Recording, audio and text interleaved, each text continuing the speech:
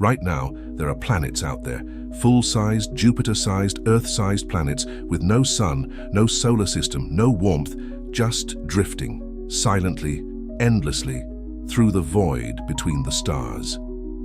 And here's the part that should genuinely unsettle you. Scientists think there could be more rogue planets than stars in the Milky Way. Let that land for a second. More planets than stars. And we've never been able to see most of them, because there's nothing to light them up. They're ghosts, planetary ghosts, and they are everywhere.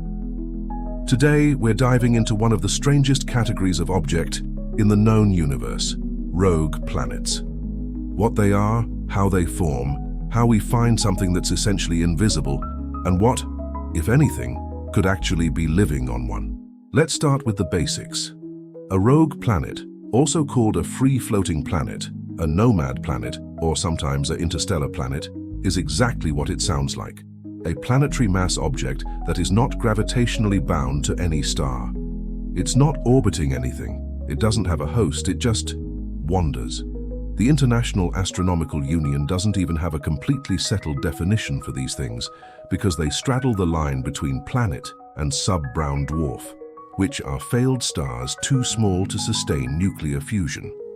The working definition most astronomers use is a planetary mass object, typically between the size of Mars and around 13 times the mass of Jupiter, that floats freely through interstellar space. Below that upper limit of about 13 Jupiter masses, you have a rogue planet. Above it, you have a brown dwarf, a failed star. The universe doesn't always draw clean lines. So where do these things come from?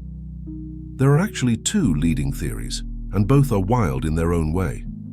Theory 1, ejection. This is the most widely accepted origin story.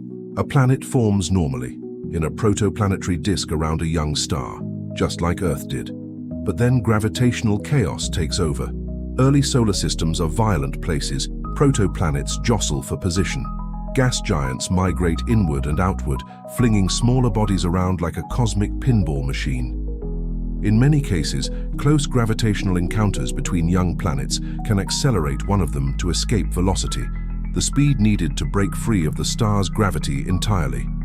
And just like that, it's gone. Cast into the interstellar void, never to return. Our own solar system almost certainly ejected planets early in its history.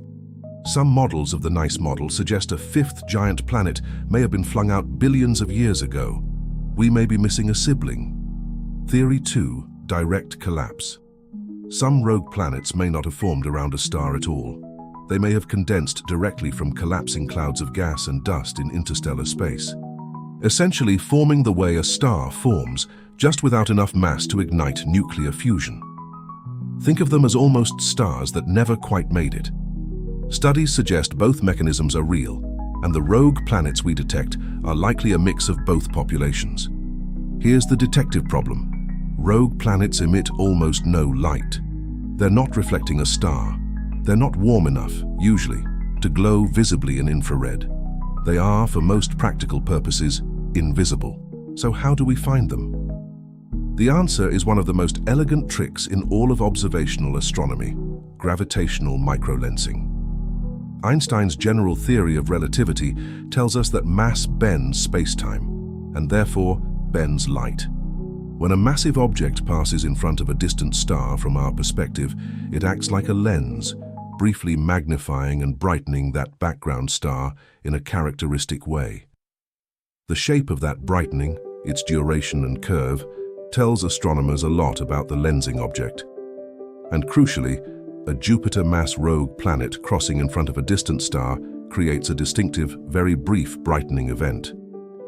We're talking hours to days, compared to weeks or months for a full star.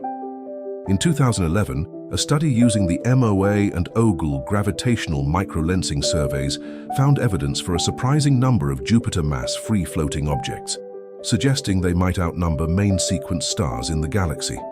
That result was genuinely shocking to the astronomy community.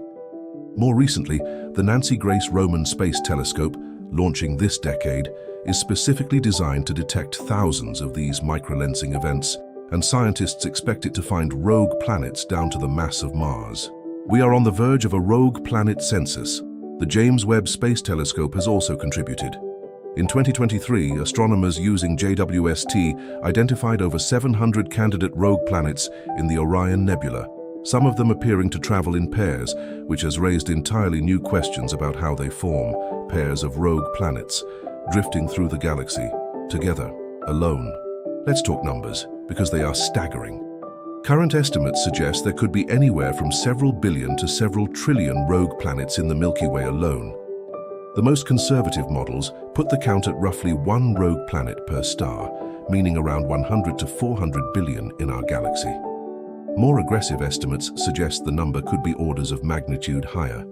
A 2012 paper in the Astrophysical Journal estimated there could be 100,000 rogue planets for every star in the galaxy if you count all the way down to submars masses. 100,000 per star. Even if that's wildly off, even if the real number is 1,000 times smaller, we're still talking about an almost incomprehensible number of worlds, silently threading through the darkness between every star you've ever looked at. Some of them have almost certainly passed close to our solar system in the deep past. One may be passing within a few light years of us right now, completely unknown to us.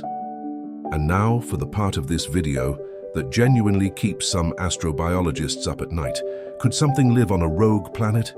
The instinct is to say no. No star means no sunlight. No sunlight means no photosynthesis, no warmth, surface temperatures near absolute zero. Any surface water would be frozen solid kilometers deep. But hold on, because life, as we've learned over and over again on Earth, is stubborn. Here's the scenario that scientists have actually proposed in peer-reviewed literature. A rogue planet that was ejected after retaining a thick hydrogen atmosphere could, theoretically, maintain enough of a greenhouse effect to keep surface temperatures above freezing, without a star. A 2020 study published in the International Journal of Astrobiology ran the numbers on this.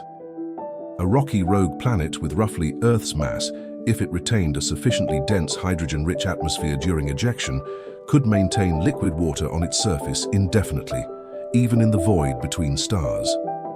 Hydrogen is an incredibly powerful greenhouse gas. The researchers found that even modest geothermal heat from radioactive decay in the planet's interior, combined with that hydrogen blanket, could sustain a habitable zone at the surface. No sun required. And even without a surface ocean, consider this. Europa, one of Jupiter's moons, has a global liquid water ocean beneath its icy crust, heated entirely by tidal forces and its own internal geology with no meaningful sunlight required. If a rogue planet retained enough internal heat from formation or radioactive decay, a subsurface ocean could persist for billions of years. Life on Earth thrives in deep ocean hydrothermal vents with zero sunlight.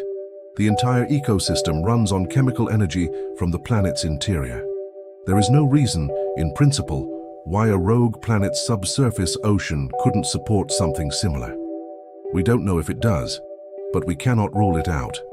There may be entire biospheres adrift in the darkness between stars, with no idea what a sun is.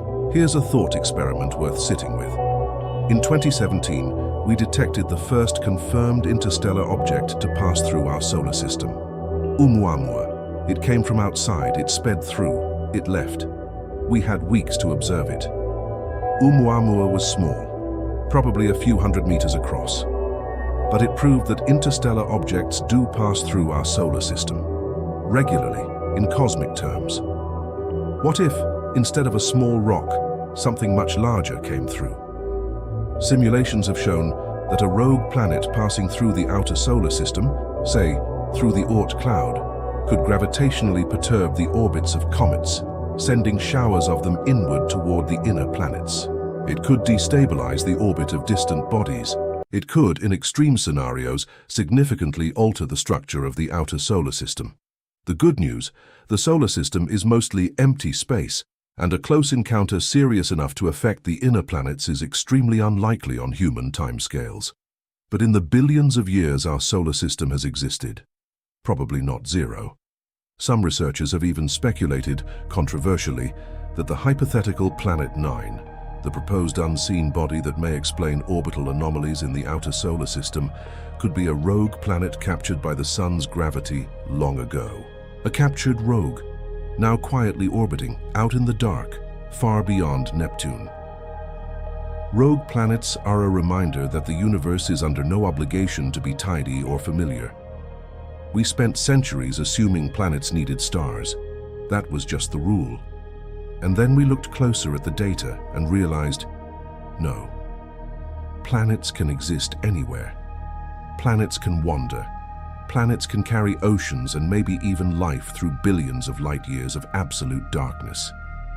The galaxy we live in is not just filled with solar systems, it's filled with loners, wanderers, worlds that belong to no one and nothing, just drifting through the void on timescales we can barely imagine. And somewhere out there, right now, one of them is passing silently through the space between two stars, and it has been doing so, alone, for longer than the Earth has existed. That is either the loneliest thing in the universe, or it's just Tuesday, out there in the cosmos.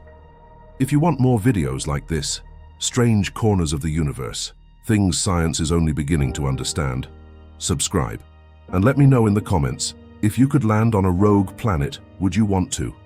Follow for more cosmic mysteries.